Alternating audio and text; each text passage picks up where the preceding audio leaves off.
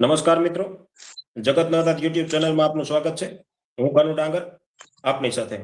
મિત્રો, વાત કરવી છે ગાય, ગામડા અને ખેતીની, કે જેમાં સૌથી પહેલા આપણે જોઈએ તો ગામડા કેવા હતા. ખૂબ જ સરસ મજાનું નયનરમ્ય વાતાવરણ હોય, ગામના પાદરમાં નદીઓ વહેતી હોય, ગોવાળિયાઓ વડલાની વડવાયુમાં હિંચકા ખાતા હોય, અને ગામના પાદરમાં ગાયો છે ને એ ધણ છૂટતા. ખૂબ મોટો સમૂહ હતો ગાયોનો, જે આપણને જોવા મળતું કે ગોવાળિયા ગાયો ચરાવવા જતા હોય. બહેનો છાશ અને છાશ ફેરવા માટે વલોણાનો ખૂબ જ સુંદર અને સુમધુર અવાજ આવતો હોય.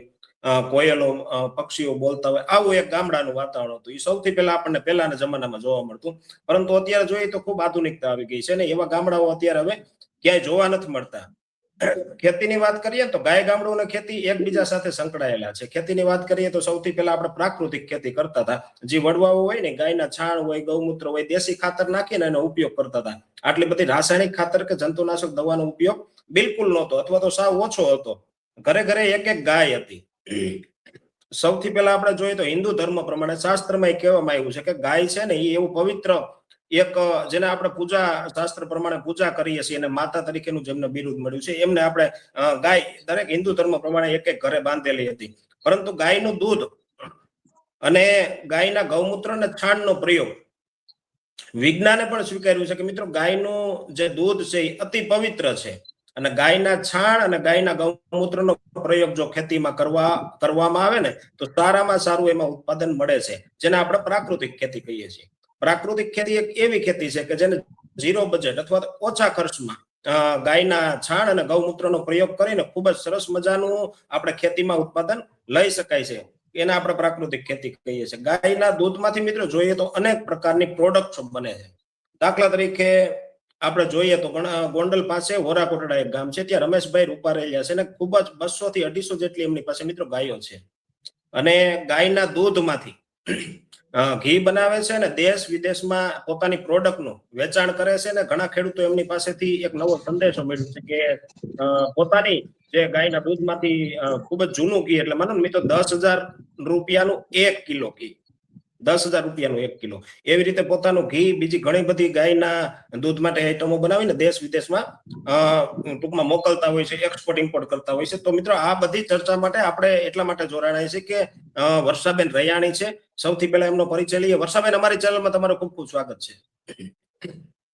જય શ્રી કૃષ્ણ, જય ગૌ માતા. વર્ષાબેન, સમજવું છે કે જી, સૌથી પહેલા આપણને ગાય રાખવાનો વિચાર કેવી રીતે આવ્યો? જી.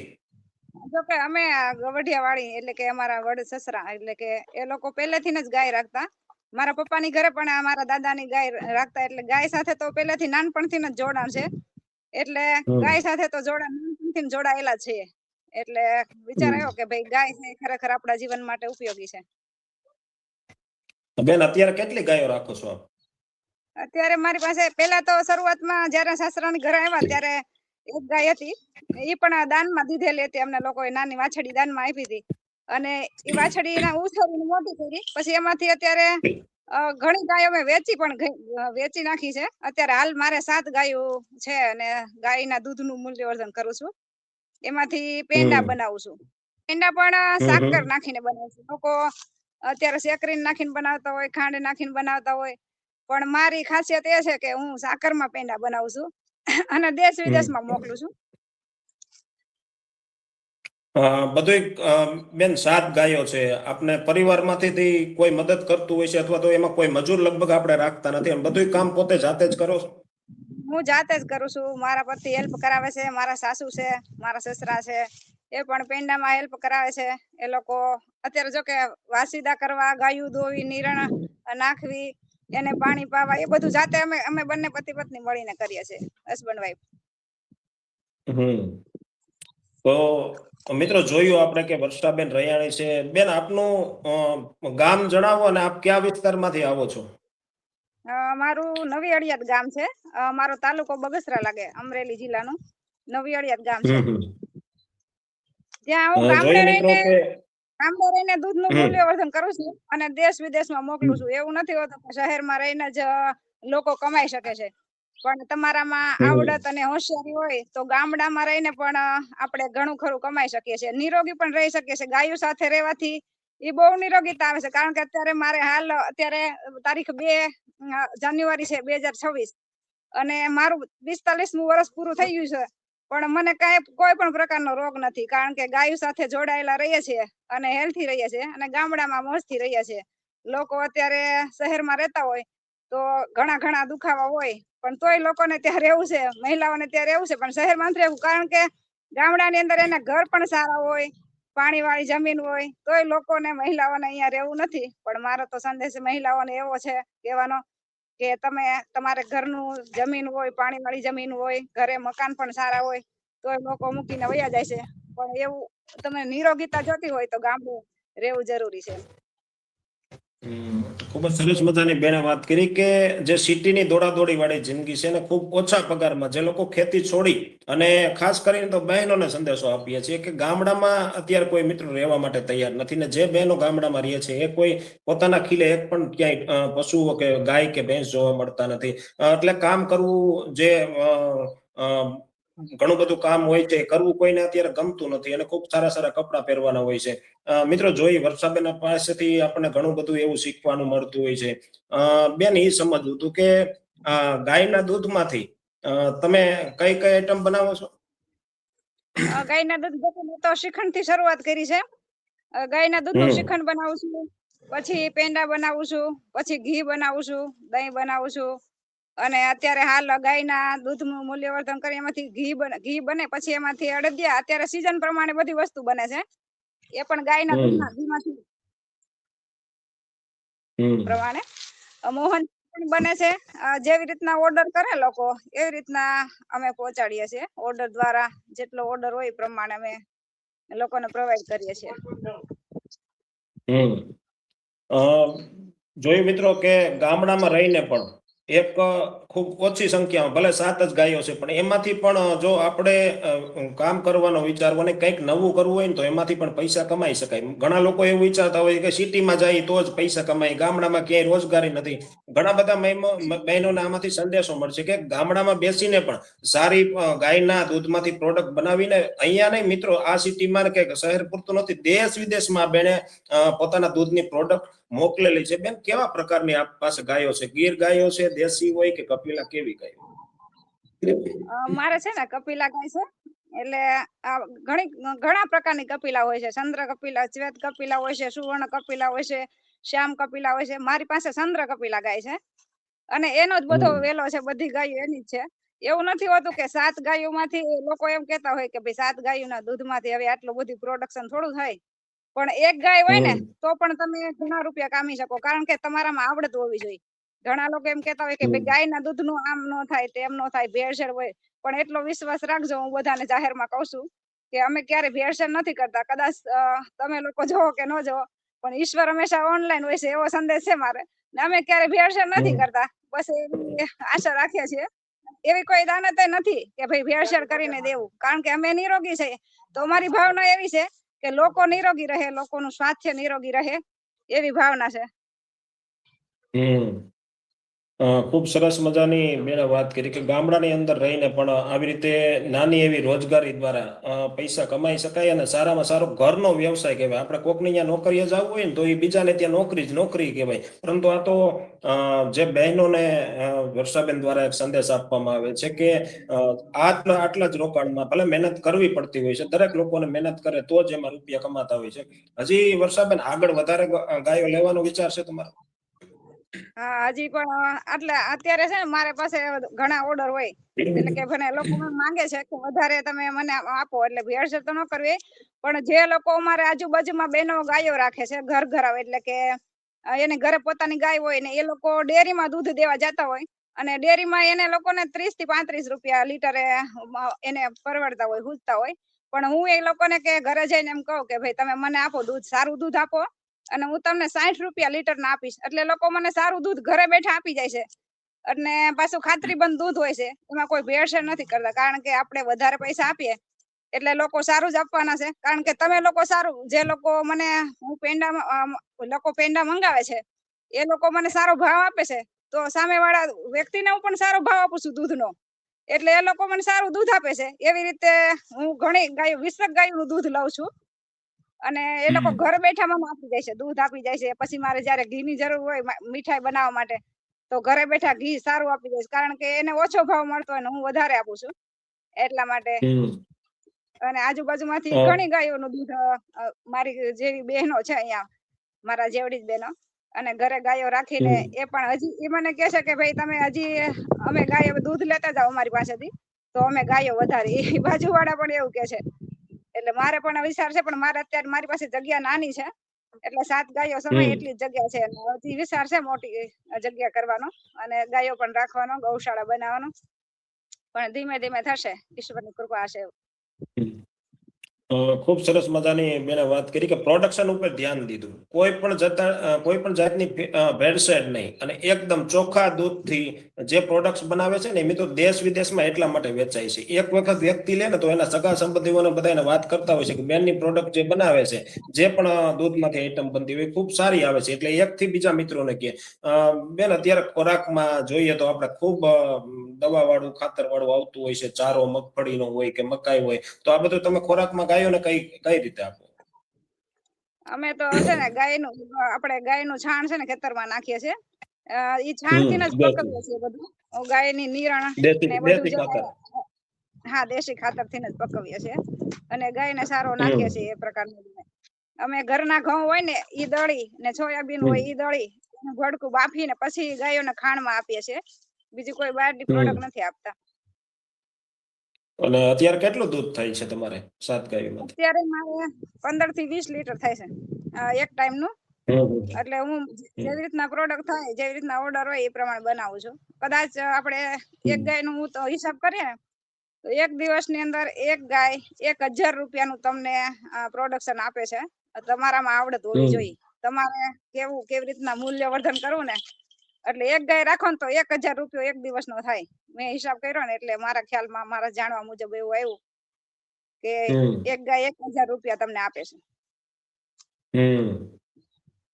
ખૂબ સરસ મજાની બેને વાત કરી કે એક ગાય છે ને 1000 રૂપિયા આપે, કારણ કે ગાયનું દૂધ તો પવિત્ર છે જ. શાસ્ત્રમાં પણ કીધું છે કે જે કપિલા ગાય છે ને એનું દૂધ સૌથી ઉત્તમ ગણાય છે, જે ઋષિમુનિઓ પીતા હતા. મિત્રો આપણે શાસ્ત્ર જોઈએ તો એમાં જે ઋષિમુનિઓ જે દૂધ પીતા ને એ કપિલા ગાયનું હતું ને ખૂબ પવિત્ર માનવામાં આવતી. અને અત્યારે મિત્રો વિજ્ઞાનને પણ સ્વીકારવું પડે છે કે જે કપિલા ગાય છે, ગીર ગાય છે, દેશી ગાય છે, એનું દૂધ ખૂબ ઉત્તમ ગણાય છે. અને એમાંથી ને જે બેન આમાં મોટા ભાગની આઈટમો બનાવે છે ને એટલા માટે દેશ વિદેશમાં વેચાતી હોય છે. બેન, ખાંડની જગ્યાએ તમે સાકર વાપરવામાં આવે છે. જોઈએ આપણા દૂધમાં મોટા ભાગની જે આઈટમો બનતી હોય છે ને દૂધની, એમાં લગભગ ખાંડ જ લોકો ઉપયોગ કરતા હોય છે, પણ એની જગ્યાએ તમે સાકર કેમ વાપરો છો?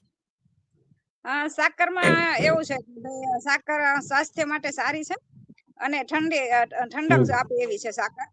અને સાકર ની અંદર લોકો એવું કહેતા હોય છે કે સાકરમાં બનાવી ઠાકોરજીને પણ આપણે જયારે ખાંડ નથી ધરાવતા, જયારે એના રાજભોગમાં ધરાવે ને ત્યારે મિશ્રી ધરાવીએ છીએ. એટલે મને વિચાર આવ્યો કે ભગવાન જો મિશ્રી ખાતા હોય તો પછી આપણે એ પ્રોડક્શન જ એવું કરીએ કે દૂધની અંદર સાકર પધરાવીએ એમ, એટલે એની મીઠાશ ઓર આવે. એટલા માટે મને એવો વિચાર આવ્યો કે ભગવાનને ધરાવી કે તો આપણા બધા લોકોના હૃદયમાં ભગવાન છે, તો પછી આપણે દૂધની અંદર પધરાવી અને ઈ આપણે પ્રોડક્ટ આપીએ એટલે લોકો ખુશ થાય અને નિરોગી પણ સ્વાસ્થ્ય સારું રહે લોકોનું. એટલા માટે એવો વિચાર આવ્યો કે સાકરમાં આપણે બનાવીએ. લોકો જોવે કે ન જોવે, અમે તો સાકર જ નાખીએ છીએ. બસ અમારો ભાવ એવો છે કે કુદરત છે ને અમને ક્યારેય ખોટું ન કરવા દે અને અમારી કપિલા બ્રાન્ડ વિશ્વ વિખ્યાત બને. અને મોદી સાહેબ પણ એમ કેવા જોઈએ કે વર્ષાબેન તમારા પેંડા અમારા માટે ક્યારે મોકલો છો, એવી ભાવના છે આપણે તો. બેન, સોશિયલ મીડિયા દ્વારા જોઈ છે આપ ખૂબ સરસ મજાનો એક ગાયના દૂધમાંથી પ્રોડક્ટ બનાવી. આ પ્રચાર કેવી રીતે થાય છે? અને ઘણા લોકોને જોઈતું હોય પણ એમને ખબર ન હોય કે આ બેન છે એ બગસરા તાલુકામાં વેચે, કેવી રીતે આપ વેચાણ કરો? મારો છે ને સોશિયલ મીડિયા આપણે લોકો શું કહેવાય, સોશિયલ મીડિયાનો ઉપયોગ અત્યારે લોકો છે ને મોજ શોખ માટે કરતા હોય છે, પણ હું છે ને ધંધા માટે કરું છું. કારણ કે મારી પ્રોડક્ટ મૂકું છું મીડિયાની અંદર કે ભાઈ મારે કોઈ લોકોને ખબર ન હોય કે ભાઈ આ ગામની અંદર બેન પેંડા બનાવે છે, ગાયના દૂધનું મૂલ્યવર્ધન કરીને શ્રીખંડ બનાવે છે, મીઠાઈ બનાવે છે, પણ તમારી પ્રોડક્ટ તમે મૂકો એટલે લોકોને ખ્યાલ આવે ને, અને લોકો ઘરે આવે તો ચાખી જાય પછી લઈ જાય. અમે પેલા ખવડાવીએ છીએ લોકોને, અમારી ઘરે આવે ને એટલે ખવડાવીએ. શરૂઆતમાં તો આપણે બધાને કેવું પડે કે ભાઈ તમે ચાખો, ખરેખર જો એને સારું લાગે લોકોને તો જ લોકો લેવા આવે, નહીતર પછી કઈ એકવાર લોકો મંગાવે પછી બીજી વાર આવે નહીં. પણ અત્યારે મારે મહિનાની અંદર અત્યારે મેં હિસાબ કર્યો ને, અત્યારે લગ્નનો સીઝન ગાળો છે અને શિયાળો પણ છે, તોય છતાં 238 કિલોનું વેચાણ કર્યું છે મેં. પેંડા, પેંડા, અડદિયા અને પેલું 2 પ્રકારના પેંડા છે, આપણે બ્રાઉન ને વ્હાઈટ. વ્હાઈટ કલરના ભાવ 700 રૂપિયા છે અને પેંડા બ્રાઉન ના 600 રૂપિયા છે. લોકો એવું કહેતા હોય પેંડા ગાયના દૂધના વ્હાઈટ બને જ નહીં, પણ એવું નથી હોતું. ખરેખર ગાય છે ને એ જેવું માંગો ને એવું મળે છે, જેવું આપણે વિચારીએ ને એવું આપે છે. મને પણ એવું લાગતું હતું કે ભાઈ ગાયના દૂધના પેંડા વ્હાઈટ બને જ નહીં એમ, પણ ખરેખર બને છે. અને લોકો નો માનતા હોય તો આપણે એ કઈ પ્રશ્ન નથી, નો માનવું હોય તો એ તમારો પ્રશ્ન છે. બાકી ગાયના દૂધના પેંડા વ્હાઈટ બને. લોકો એમ કેતા હોય કે ભાઈ વ્હાઈટ પેંડામાં તમે કઈક ભેળવતા હશો, પણ કઈ ભેળવતા નથી ભગવાનના નામ સિવાય. ઠાકોરજીનું નામ ભેળવીએ છે, કારણ કે એ જરૂરી છે ભેળવવું, એટલે તો ઓર મીઠાશ આવે છે અમારા પેંડાની અંદર. અત્યારે બેન શું ભાવે તમારી આઈટમ્સ નો? મારા જો પેંડા છે ને બ્રાઉન છે એના 600 રૂપિયા છે, અને white colour peda Kapila brand special peda આપણે નામ રાખ્યું છે અમે, એના 700 રૂપિયા છે. અને આપણે અડદિયા બનાવું છું ગાય માતાના ઘીમાં, અને ગાય માતાના દૂધમાંથી માવો બનાવું છું. અડદિયાનો ભાવ 950 રૂપિયા છે, અને માવો બનાવું છું એના 650 રૂપિયા છે. અને શ્રીખંડ બનાવું છું જયારે સીઝન હોય પ્રમાણે, એના 400 રૂપિયા કિલોના છે. એ પણ સાકરમાં જ બનાવું છું. સાકર દળીને, મોટા ગાંગડા આવે ખડી સાકર, એ દળીને પછી આપણે શ્રીખંડ ની અંદર નાખવાની, એના 400 રૂપિયા છે. ઈ પણ અમારે ઓર્ગેનિક મોલ હોય ને રાજકોટ, ત્યાં લોકો મંગાવે છે. રાજકોટ પહોંચાડું છું, સુરત પહોંચાડું છું, પછી જુનાગઢ છે. શ્રીખંડ ક્યાંનું ક્યાં પહોંચે. લોકો એવું કેતા હોય અમારે બાજુમાં બગસરા 12 કિલોમીટર દૂર છે, તો લોકો એમ કેતા હોય બગસરા થી શ્રીખંડ લઈ આવું તો અહીંયા ઘરે આવે ને તો ઓગળી જાય. પણ હું તો ક્યાં ને ક્યાં પહોંચાડું છું, કારણ કે રાજકોટ છે, સુરત છે, અમદાવાદ છે, અમરેલી છે, જુનાગઢ છે, આજુબાજુના ગામડામાં બધે પહોંચાડું, તોય મારું શ્રીખંડ એવું ને એવું પહોંચી જાય છે. અને બેન પેંડા ને જે વાત કરી અડદિયા, એ વિદેશમાં પણ જાય છે આપની આઈટમ? હા, આપણે વિદેશમાં જાય છે, કારણ કે લોકો અહીંયાથી સુરત વાળા લોકો મંગાવે છે, અમદાવાદ વાળા લોકો. ઈ લોકો એવું કેતા હોય કે મારે વિદેશમાં લઈ જવા છે, એટલે ઈ લોકો પહોંચાડે છે. અને મેં હરિદ્વાર સુધી પહોંચાડ્યા છે. 4 દિવસની અંદર પહોંચી જાય મારે હરિદ્વારમાં, પણ તોય કઈ થતું નથી. પણ લોકો ઘણા એમ કોમેન્ટ કરતા હોય કે પેંડા તમારા બાટી જાય વિદેશમાં પહોંચે ને તા, પણ એની એક સિસ્ટમ હોય છે, સ્ટ્રીક હોય છે અહીંયા પહોંચાડવાની, એટલે એ લોકો પહોંચાડી દે છે. આજના બહેનોને શું સંદેશો આપશો? બહેનોને તો જો સંદેશો મેં તો કોઈની પાસેથી લીધો નથી, પણ તમારામાં હોશ ને હિંમત હોય ને તો તમે ક્યાં ના ક્યાંય પહોંચી જાવ. એટલે કોઈની પાસે સંદેશો લેવાની કઈ જરૂર નથી, પણ આપણો પરિવાર કેવો છે, એને શું જરૂર છે પરિવારને, એ પ્રમાણે તમારે કામ કરવું જોઈએ. બહેનોને એટલું જ કહેવાનું કે ખરેખર કામ કરો તો નિરોગી રહ્યો. અને જો કામ એ આપણું છે, ધંધો આપણો છે, ને પૈસા આપને મળે છે, અને વાહવાઈ આપડી જ થાય છે, તો પછી કામ કરો ને, મોજ કરો ને. ના ના, સાચી વાત કરી વર્ષાબેન. મિત્રો, જોયું આપણે કે ગામડામાંથી પણ ખૂબ જ સારી કમાણી કરી શકાય. ભલે મહેનત થતી હોય છે, એના જે બધી નીણ પૂરો કરવો પડતો હોય છે, એમની પાછળ સતત મહેનત તો કરવી જ પડતી હોય છે. દરેક વસ્તુમાં મહેનત કરવી પડે, પણ બીજા મહેનત એટલી છે, બપોરે જો સુવાનો ટાઈમ ન મળે, હરખો જમવાનો ટાઈમ ન મળે, ને સાંજે પણ રાત્રે ઓર્ડર હોય તો 2 વાગ્યા સુધી, 2:30 વાગ્યા સુધી રાત્રિના પણ સમય લેવો પડે. પણ એવું જો તમારામાં હિંમત હોય કે ભાઈ હું આટલે રાત ઉજાગરા કરી શકું છું અને પ્રોડક્શન કરી શકું છું, તો તમારો ધંધો કરાય. બાકી સાનું બેસી રહેવાય. ના ના, ખૂબ સરસ મજાની બેન વાત કરી. બેન, એક વખત ફરીથી દર્શક મિત્રોને તમારી ગાયો બતાડી દઈએ. હા, 1 મિનિટ. અહીંયા છે અમારી બધી ગાય છે. તમે કઈક નામે પાડેલા છે ગાયોના? આ મારી ગાય છે ને, લક્ષ્મી છે. આ લક્ષ્મી ગાય છે. આ તો વાછડો છે, કાનો છે વાછડો.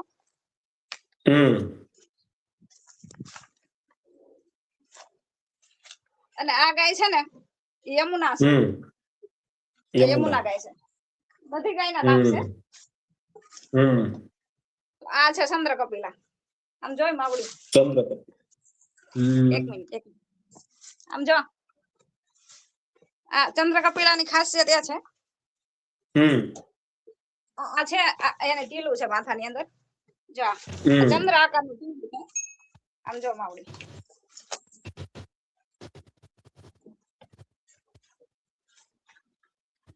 આ થોડુંક અંધારું છે એટલે કદાચ વાંધો નહીં, દેખાય છે. આ ગોપી છે અને હજી એક પાછળ છે. જો રહી પેલી હા દેખાય છે. બંસી છે બંસી. એને જેવી રીતે તમે એમ કરો મારું કપાળ સાઈડ એટલે કપાળ સાથે, હાથ સાઈડ એટલે હાથ સાથે જે પઢાવી પડે ગાયોને. એને જેમ પ્રેમ આપો ને એવી રીતે તમને પણ કહેવત છે ને કે ભાઈ જેવો તમે પ્રેમ આપો એવો પ્રેમ ગાયો પણ કરે. એટલે બધી ગાયોના નામ પડેલા છે. હા, બધી ગાયોના નામ છે. ખૂબ ખૂબ આભાર બેન, તમે અમારી ચેનલમાં જોડાવા બદલ. તો મિત્રો જોયું આપણે કે એક ગામડાની અંદર રહીને કેવી રીતે રોજગારી પૂરી પાડી શકાય અને ગાયમાંથી જે દૂધમાંથી પ્રોડક્ટ્સ બને અને દેશ વિદેશમાં પહોંચાડતા હોય છે. તો એક મહિલા દ્વારા જે બીજા બહેનોને સંદેશો મળ્યો. તો મિત્રો આવી જ રીતે આપણી ચેનલમાં વિડીયો જોવા માટે આપણે ચેનલ લાઈક, શેર અને સબસ્ક્રાઇબ કરતા રહેજો. જય માતાજી બેન, અમારી ચેનલમાં જોડાવા બદલ આપનો ખૂબ ખૂબ આભાર. જય શ્રી કૃષ્ણ. જય શ્રી કૃષ્ણ. જય ગૌ માતા.